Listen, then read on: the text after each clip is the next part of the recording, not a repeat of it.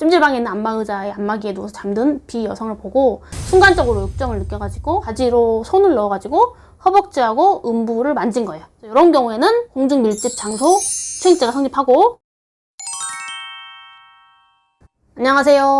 나는 변호사다 김세라 변호사입니다. 오늘은 성범죄 중에 하나인 공중 밀집 장소 추행죄라는 죄명에 대해서 설명을 해보려고 합니다. 죄명부터 이게 무슨 죄겠구나 하는 예견이 딱 들죠. 여러분, 이제 코로나19 때문에 이제 지난 1, 2년 동안 사실 이렇게 여러 사람이 모일 수 있는 그런 가능성 자체가 제한이 돼서 상정하기 어렵지만 그 이전을 한번 떠올려 보세요. 2018년, 2019년, 2017년 이때를 떠올려 보면 여러 명이 이렇게 모여 있는, 그 여러 명이라는 게 뭐 우리가 개인적으로 알고 있는 친구를만을 뜻하는 것이 아니라 불특정 다수의 대중들이 모여있는 장소들이 많잖아요. 막 연휴나 휴가나 휴일이나 주말 되면 발디딜 틈 없이 사람이 많은, 뭐 예를 들면은 뭐 대중교통수단, 지하철이나 버스도 항상 사람이 많고, 뭐 극장, 공연장, 대형 쇼핑몰, 그렇게 공중이 밀집된 그런 장소에서 성적 행위, 그러니까 추행행위를 하게 되면 사람이 모여 있다 보니까 이 피해자가 그 순간에 방어를 하거나 저항을 하는 것이 현실적으로 사실상 좀 불가능하거나 심리적으로도 그렇게 할 수 없는 그런 분위기가 되는 상황이 생기잖아요. 그래서 그런 경우에 해당 추행행위를 한 사람을 처벌하기 위한 죄명이 바로 성폭력범죄 처벌 등에 관한 특례법 제11조에 규정한 공중밀집 장소 추행죄라는 죄입니다. 성폭력 범죄 처벌 등에 관한 특례법 제11조에 명시되어 있어요.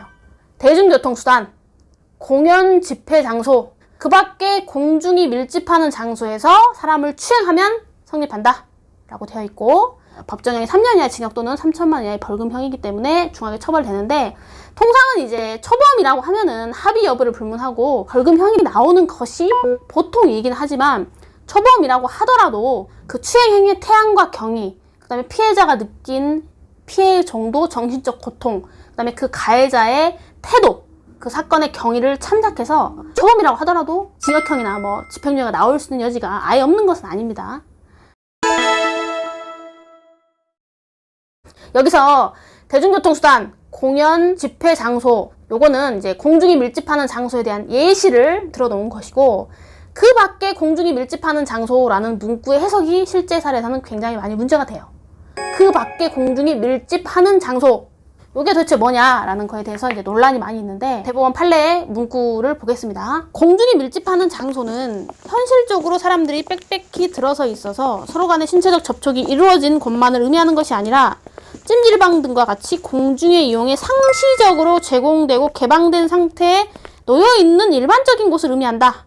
그래서 현실적으로 그 장소에 사람이 빽빽하게 모여있지 않더라도 일반 공중이 자유롭게 드나들고 모여들 수 있는 개방성을 가진 곳이면 이 범죄에 해당하는 것이라고 본다는 거예요. 그래서 이게 좀 학자들 비판은 좀 있지만, 하여튼 대법원 판례가 현재는 그렇게 봅니다. 이 대표적인 사례는 찜질방, 목욕탕, 극장, 교회나 절, 뭐 이런 장소들, 여러 사람이 모일 수 있는 개방되어 있는 장소, 이런 장소면 모두 다 여기에 포함이 된다는 거예요.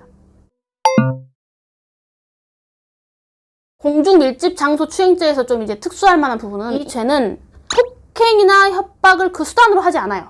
심신상실이나 항거불능의 상태를 이용하는 것도 아닙니다.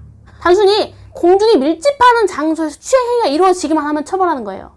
그래서 경우에 따라서는 강제추행죄나 중강제추행죄와의 구별이 조금 애매한 경우들이 있는데, 통상 이제 이 공중밀집장소 추행죄는 강제추행죄나 중강제추행죄로 처벌할 수 없는 상황에서 이루어지는 추행행위를 처벌하기 위해서 신설된 규정이라고 보기 때문에, 일단은 강제추행죄나 중강제추행죄의 성부를 먼저 검토하고 그 요건이 결여된, 그러니까 폭행협박을 수단으로 하지 않았거나 피해자의 심신상실이나 항거불능 상태를 이용하지 않은 상태에서 추행인데, 그 추행이 이루어진 장소가 공중이 밀집하는 장소의 성격을 가지고 있다고 한다면은 공중밀집 장소 추행죄 성립이 가능하다는 취지예요.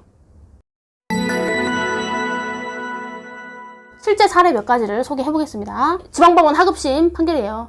이제 A씨가 이제 찜질방 있잖아요. 찜질방 여러분 가보시면 그 찜질방마다 좀 다르긴 하지만 보통은 이제 찜질방에도 그 안마기 같은 게 이렇게 몇 개 놓여 있잖아요. A씨가 이렇게 휴식을 취하고 있는데 보니까 옆에 B씨라는 여성분도 거기에 이렇게 누워가지고 잠든 거예요. 찜질방에 있는 안마의자에 안마기에 누워서 잠든 B 여성을 보고 순간적으로 욕정을 느껴가지고 그 찜질방 바지 있잖아요. 바지로 손을 넣어가지고 허벅지하고 음부를 만진 거예요.